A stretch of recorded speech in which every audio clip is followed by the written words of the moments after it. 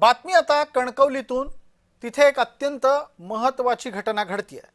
तिथे कोकणच्या सुपुत्राचा अमृत महोत्सव साजरा केला जाणार आहे। विषय अर्थातच खासदार नारायण राणे यांच्या संदर्भातला आहे। महाराष्ट्राचे माजी मुख्यमंत्री, केंद्रातले माजी मंत्री आणि इतकंच नाही तर विद्यमान खासदार नारायण राणे यांचा अमृत महोत्सव कोकणामध्ये साजरा होतोय। त्यासाठी सजवलेलं व्यासपीठ आता आपण पाहतोय। दरम्यान थोड्याच वेळापूर्वी महाराष्ट्राचे मुख्यमंत्री देवेंद्र फडणवीस यांचं कणकवलीमध्ये आगमन झालंय।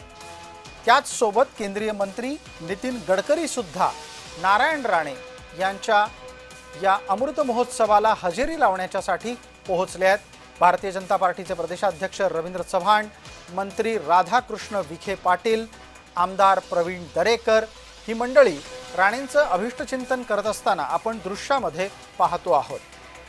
या सोहळ्याच्या निमित्तानं नारायण राणेंचं घर फुलांनी सजवलंय, कार्यकर्त्यांनी भरून गेलंय। नारायण राणे कोकणचे सुपुत्र तर आहेतच, पण एक खणखणीत जुना जाणता शिवसैनिक, मध्यंतरीच्या काळातला काँग्रेसी आणि आता भाजपी असा नारायण राणेंचा राजकीय प्रवास आपल्याला आठवतोय।